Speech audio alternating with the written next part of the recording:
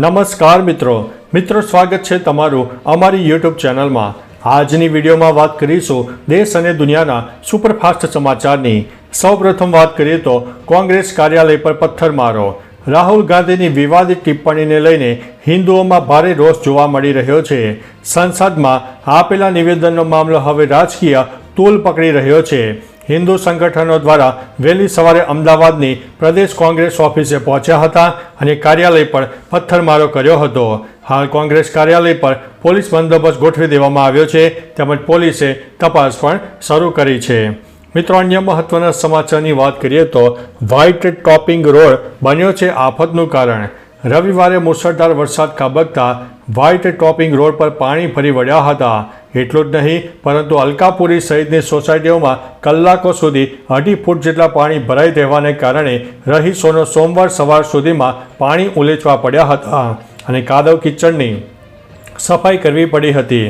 White tapping રોડની આસપાસની સોસાયટીમાં રહીશોના મકાનોમાં પાણી ભરાઈ જવાને કારણે લાખો રૂપિયાના ફર્નિચર, ફ્લોરિંગ વગેરેને નુકસાન પણ થયું છે। મિત્રો, અન્ય મહત્વના સમાચારની વાત કરીએ તો અગ્નિકાંડના સાગઠિયાનો ખજાનો ખુલ્યો છે। રાજકોટ મહાનગરપાલિકાના તત્કાલીન ટીપીઓ અને ટીઆરપી ગેમ ઝોન અગ્નિકાંડના આરોપી મનસુખ સાગઠિયાની ઓફિસ ખાતે સીલ ખોલીને સર્ચ કરવામાં આવ્યું છે, જેમાં 5 કરોડની રોકડ રકમ તેમજ કરોડોની કિંમતનું સોનું મળી આવ્યું છે।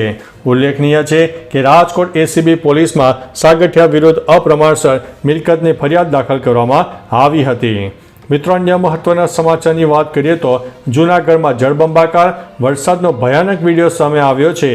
જૂનાગઢમાં મેઘરાજાએ તોફાની બેટિંગ કરી હતી, જેના કારણે ચારે તરફ જળબંબાકારની પરિસ્થિતિ સર્જાઈ હતી। અનેક વિસ્તારો સંપર્ક વિહોણા બન્યા હતા। રાત્રે પડેલા ભારે વરસાદના કારણે જૂનાગઢ વચ્ચેથી પસાર થતી કાળવા નદીમાં ઘોડાપૂર આવ્યું હતું, જેણે લોકોના શ્વાસ અદ્ધર કરી દીધા હતા। આ સિવાય શાળા કોલેજોમાં રજા જાહેર કરવામાં આવી હતી। તંત્ર એલર્ટ મોડ ઉપર છે। એનડીઆરએફની ટીમને સ્ટેન્ડ બાયમાં રાખવામાં આવી છે।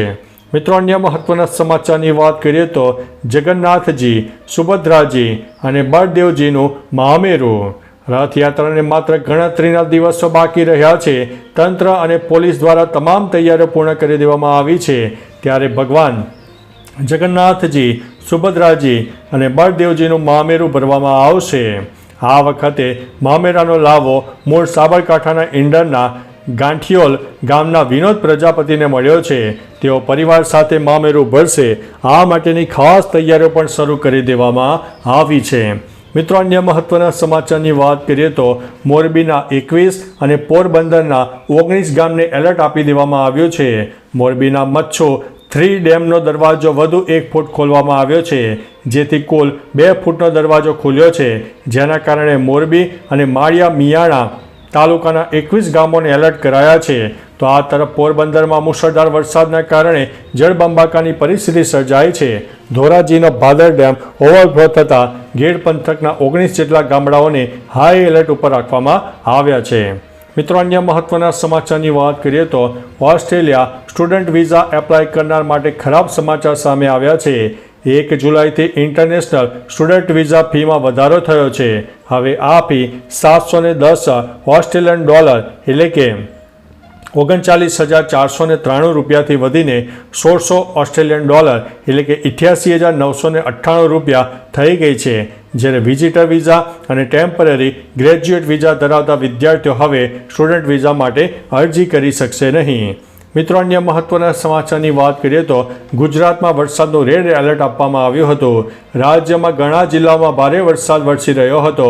રાત્રે જૂનાગઢમાં અતિભારે વરસાદથી ઠેર ઠેર તારાજી સર્જાઈ હતી। રસ્તાઓ બેટમાં ફેરવાયા હતા। હવામાન વિભાગે એકવાર ફરી ભારે વરસાદની આગાહી વ્યક્ત કરી છે।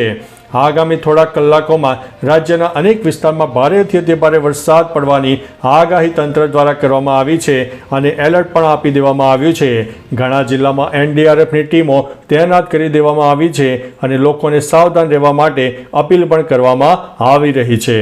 મિત્રો, અન્ય મહત્વના સમાચારની વાત કરીએ તો આસામમાં પૂરને કારણે 6 લાખથી વધુ લોકો પ્રભાવિત થયા છે. ગરમીથી ત્રસ્ત લોકોને વરસાદ આવતા એક બાજુ રાહત મળી છે તો બીજી તરફ ઉત્તર પૂર્વ ક્ષેત્રમાં ભારે વરસાદના પગલે લોકોનું જનજીવન ઠપ થઈ ગયું છે.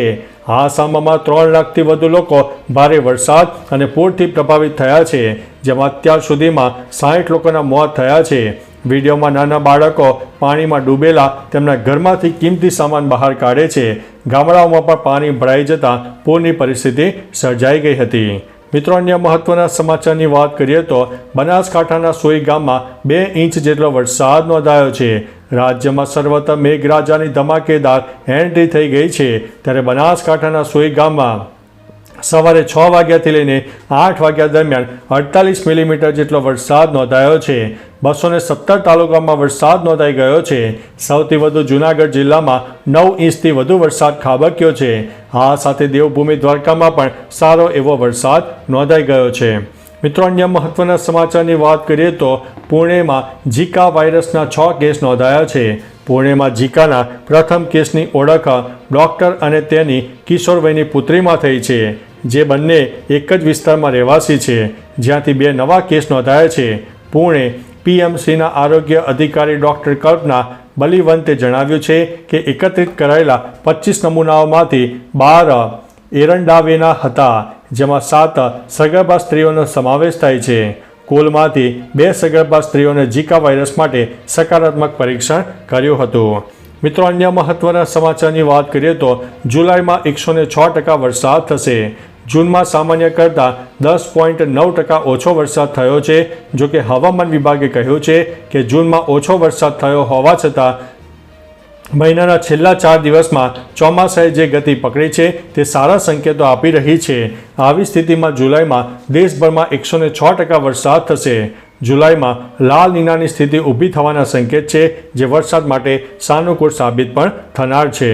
મિત્રો, અન્ય મહત્વના સમાચારની વાત કરીએ તો રાહુલનું ભાષણ હિન્દુ બાદ મુસ્લિમો પણ ભડક્યા છે. સોમવારે સંસદમાં રાહુલ ગાંધીએ આપેલા ભાષણને લઈને વિવાદ થયો છે. એક તરફ ભાજપ અને હિન્દુ સંસ્થાઓ રાહુલ પર પ્રહાર કરી રહી છે, તો હવે મુસ્લિમ ધર્મગુરુઓ પણ ભાષણ સામે વિરોધ કર્યો છે.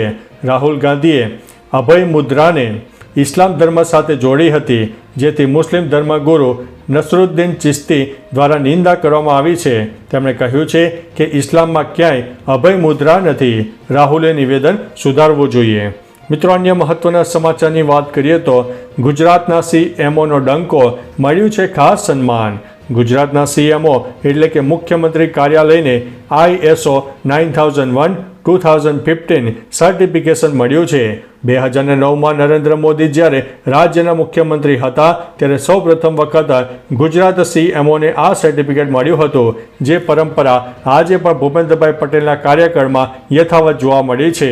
સમગ્ર દેશમાં એકમાત્ર ગુજરાતના મુખ્યમંત્રી કાર્યાલયને 2009થી સતત આ પ્રમાણપત્ર પ્રાપ્ત થતું આવ્યું છે. ભૂપેન્દ્રભાઈ પટેલે CMOના કર્મચારીઓને અભિનંદન આપ્યા છે. મિત્રો, અન્ય મહત્વના સમાચારની વાત કરીએ તો દારૂ ભરેલી ફોર્ચ્યુનર ગુજરાતમાં ઘૂસી ત્યારે પોલીસ તંત્ર શું ઊંઘમાં હતું? ગાંધીનગર ગુજરાતમાં દારૂબંધી માત્ર કાગળ પર જ છે તે વાત નકારી શકાય તેમ નથી, કારણ કે પોલીસના નાક નીચે બુટલેગરો મોટા પ્રમાણમાં દારૂની હેરાફેરી કરે છે. આવો જ કિસ્સો બન્યો હતો. બોપલમાં જે ફોર્ચ્યુનર ગાડીએ અકસ્માત સર્જ્યો તે દારૂથી ભરેલી હતી અને આ જ ફોર્ચ્યુનર ગાડી 246 કિલોમીટર દૂરથી ઘણી ચેકપોસ્ટ ક્રોસ કરીને આવી હતી, પરંતુ કોઈ પણ પોલીસકર્મીએ તલાશી લીધી ન હતી. તો ચાલો મિત્રો, ફરીથી દેશ અને દુનિયાના સુપરફાસ્ટ સમાચાર લઈને મળતા રહીશો. ત્યાં સુધી અમને રજા આપશો. નમસ્તે.